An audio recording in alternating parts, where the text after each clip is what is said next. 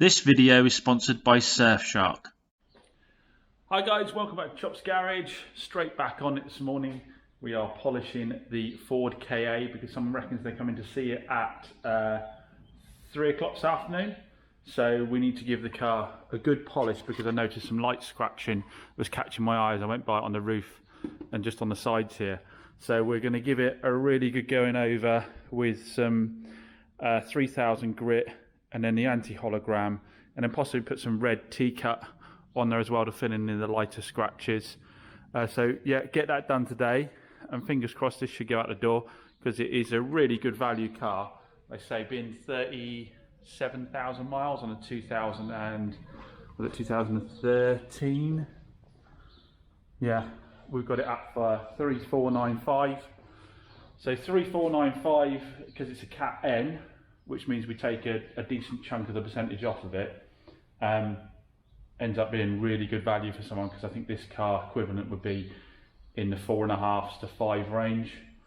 So yeah, we'll see how we get on with that.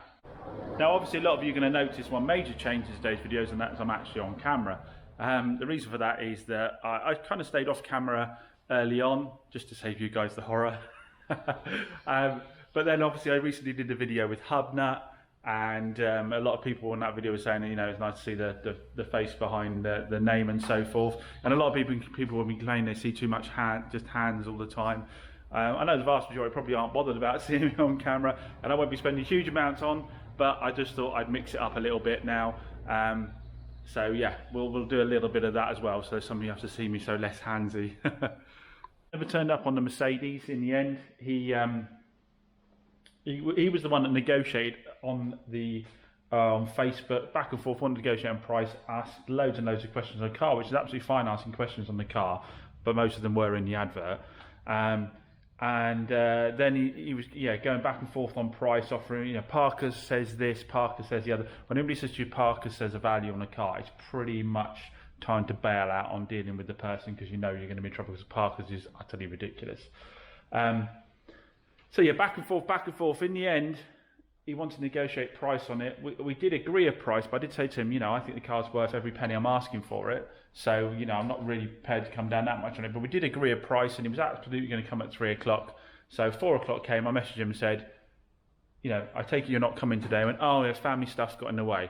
But then didn't rebook an appointment at all. So that just showed, that's why people, if you try and negotiate with dealers straight out of the gate on cars, on things like Facebook, odds on are they aren't going to take you seriously. Anybody who's serious is going to want to come and see the car. If they want to distance sell it, that's fine. You know, you can do a walk around video, agree a price, and get it driven out. But if the first thing they jump straight on is his price, without asking any proper questions about the vehicle, then you know they're probably not that serious, to be honest. So polish up on the KA's done. So fingers crossed that person turns up, and we've had a little jig around so I can get it out when they come along. Still haven't got started on the i40 yet. But the eye goes back from MOT, so that's now advisory free, just needed some front brake pads to be advisory free, giving it another quick detail and a quick hoover out inside, so that's all ready for pickup tonight. Looking good. Definitely worth spending that extra bit of time doing the wheel trims and stuff, wasn't it, given how quickly that sold. So yeah, now hopefully get onto the i30. So as I said in the last video, a lot of this running about at the moment is to get everything ready, is that I want to take a break at the beginning of next month, go away with the family for a bit, stay overnight some different places, and I'm going to be looking forward to actually catching up on a lot of YouTube content on a lot of channels I watch that I'm a bit behind on. Now that obviously means I'm going to be using a lot of public Wi-Fi, which has its risks. So obviously I'm going to be using my Surfshark account to protect myself. Surfshark provides you with a virtual private network, a VPN. This VPN provides a secure internet connection that protects you and your data while online. Now, as well as keeping me safe online, one of my favourite features of Surfshark is its ability to allow me to change my IP address. Now, why is that of benefit? Well, the reason is because with a lot of streaming services like Netflix, some content is available in some countries that isn't available in other countries. So when I want to chill out and do something like watch some daft comedy, let's say, for example, The Dictator, you can see that it isn't available in the UK. It's not given as an option. But if I nip up to my Surfshark and change my location to Australia by just hitting the button quickly there, if I now select the dictator, refresh, you'll see it's now available to me because Netflix now believes that I am in Australia. So I can crack on and watch some silly comedy and enjoy my time off. Surfshark are offering Chops Garage subscribers a fantastic special offer of 83% off and 3 extra months free. To take advantage of this special offer, please use the link in the description down below and enter the promo code CHOPS. So the lady's come to try the Ford KA out. She's just driving around the car park at the moment. Car's actually for her sister, apparently. She's quite foreign, so I would need to just double check she understands what the cat side of things are. I wouldn't want there to be a misunderstanding, so I'll go through that with them if there's a bit of interest. So as I thought, after they had a little run around the car park, I checked with them, they understood that it was a Cat N car, and it turns out they didn't. That the one sister had told the other sister about this car, she'd come along with her, and they hadn't actually read the advert in full. So I was glad I clarified that with them. Interestingly, that was enough for her not to want the car because it was Cat N, despite me explaining that it was only a wing and a bumper, and that pretty much any of the other cars here have probably had the same level of damage but just aren't on the register. Interestingly, she went on to say, we've been looking around for a car for everywhere for sort of £3,000, but they're all rubbish and they're all really old, really high miles. So I said, well, exactly, this is 2013 with 37,000 miles. You're making a massive saving. I said, I've got other cars that are similar age with similar miles, and you need £5,000 to buy them. So, you know, that's for the sake of a wing and a bumper, that's what you're getting. And she said, oh yeah, but then when you put it to the insurance and you've got to tick whether it's had an accident, yes or no, they'll know it's had an accident. I said, well, yeah, they will. Well, what's the problem with that? She said, oh yeah, but they'll know. And I said, it doesn't matter that they know. I don't understand what the problem is. I said, it won't affect your insurance. I've never had it affect anybody on the Cat N insurance. I've never had anybody quotes higher, and I've known lots of people who paid out more and then they paid me for their car and their cat cars when it comes to the insurance paying out, because a lot of the time they just value them like any other car of the same age.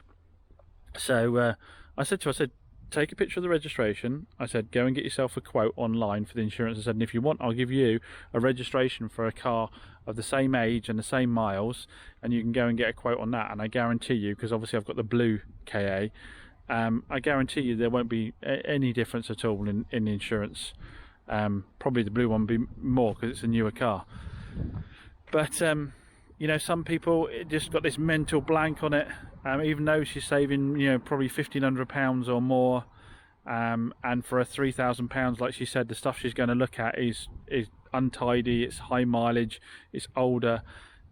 Even with all that in mind, she couldn't get past the mental sort of barrier on a Cat N car. And I think that's the thing with this whole write-off thing. You know, write-off gives you the impression of something that's been absolutely total, but as we know from my video when I put this car together, what it had was incredibly light. I didn't have to replace any structural parts to it at all. It was a bumper and a wing, if I recall correctly, wasn't it? But that's the way it is. I'm pleased to say I've got my Suzuki back in the meantime. Phil's just dropped it back up to me because I absolutely cooked the front brakes and pads when I did the track day. I did intend on swapping them out myself and putting some uprated stuff in there, but I've been way too busy and I just wanted to get driving the car again. So I've just gone with some blueprint stuff for the moment just to get it back up and running again on the road. Phil turned it around for me in the day. Like he did with the Igo as well, doing the MOT and doing the service today. He's got the MOT and the service done on the Igo, and he's changed the front brakes on my car all today because he knew I needed it quite urgently, which is just fantastic service because he does actually have loads of other customers as well. So really appreciate it. I just love driving this car so much. I'm so looking forward to get back in it again. So she's had a wash and then an anti-tar and then another wash, and then the wheels obviously have been done. We've got some tyre shine on. It's beginning to look really, really smart. I've just got to tackle the interior now. Engine bay's had a clean off as well. So yeah, we'll get her inside now and tackle the interior. Strange one, guys. I had an unexpected viewing of the Mercedes. Chap came all the way from Dawlish way, about an hour and a half, to come and have a look at this. Did give me a ring beforehand. First question, is it a genuine car? And I wasn't quite sure what that question meant. I gave him the backstory of where I got it from, so, you know, obviously proving that I knew the car quite well. Explained that I've driven around in it for a while, and it was good car, good condition, drove really well. Low ownership, nice motor. He asked a little bit of service history. I confirmed that the customer had done it off of the inboard computer rather than annually. So there was some, you know, it was every couple of years due to the low mileage rather than annually. I offered to do him a walk around video on it before he came up. So he could, I said, you know, if you want to know exactly what you'd be coming up to see, I can do a little walk around video beforehand because I haven't done one on this yet. He said no, he'd rather come and see the car. Absolutely fine. So turned up when he said he would, bonus. But didn't seem to want to chat to me that much. Dived straight into the car. Started looking around it. Straight away he mentioned that this glass wasn't meeting this window here, which it doesn't. It's supposed to automatically come back up when you close the door. You just hop in and use, you know, you just hop in and use the electrics to put the window up. So on this side it does this. It closes automatically. It's not doing that on the other side for some reason. Which, to be honest, I had completely forgotten about. I'd said on the phone that the seatbelt butler wasn't working, so he knew that before he came, but I did forget that bit. And when he initially said it to me, actually, I said, no, I think it does work, because I forgot that it wasn't doing it automatically. But anyway, so I left him to then carry on looking around the car. I said I'd crack on next door, get on, you know, with the i30, carry on cleaning that, because I don't like to stand over people while I look over, so let him look over the car. I must have been in next door for probably about, I don't know, can't be more than about 5 to 10 minutes. I was cleaning the door shuts, and he came back through and gave me the keys back and said, James, yeah, it's not for me, thanks. I said, oh, okay, no problem, which, you know, that is no problem. But then it was the next comment he said, which I can't help but take kind of personally, I don't really fully understand still. He said, yeah, something doesn't sit right with that car. I said, well, what do you mean? He said, no, my gut's telling me something's not right about that car. And I said, well, I said, can you expand on it a bit for me? I said, you know, let me know, because even if you don't want it, at least I can address these, you know, what concerns you might have with a future buyer. You know, what's putting you off, kind of thing. And he said, no, I don't know, it's just my gut tells me something isn't, you know, something's not quite right. And obviously, if someone says that the car's not quite right for them, the condition is not the condition they want it to be in, the mileage is too high, service history is too sketchy, all of those things, they're fine. But it was made to sound more like there was something dodgy, either about me, my business, or about the car being genuine in terms, I don't know, mileage or whatever. So I didn't press him too much further. I just said, you know, if you can give me any further feedback, it would be helpful. You know, but he didn't want to elaborate on it. And he said, no, it's just, I said, well, you've got to go with your gut. I agree, that's fine. I'm not going to force anyone to buy a car. So he gave me the keys back. And it was only at that point I noticed he actually had exactly the same car outside, except black. I think he's had AMG alloys on it. So he went back out, sat in his car, and he was sat in his car for probably as long as he looked around this car before he actually headed off again. And I still don't know what the issue was. I mean, his HPI clear, the mileage is genuine, it ties up with the MOTs, it ties up with the service history. The condition of the car is good, it's not full of filler, it is what it is, kind of thing. Yeah, there's a couple of minor electrical faults on it. Yeah, and I'd said to him on the phone before he came up, they had a couple of little scuffs on the bumper. So I don't know, but like I say, when someone says, you know, makes it sound like it's dodgy, you can't help but feel a little aggrieved when it's your business, and you go out of your way to be as honest as you can, present things as well as you can, prep them as well as you can. You know what, I did probably 3 or 4 days worth of driving in this car, so I genuinely know it's okay. It threw up the engine code and I replaced the thermostat, didn't I? I had more to replace the thermostat. So I really don't know what the score is. Maybe comment down below.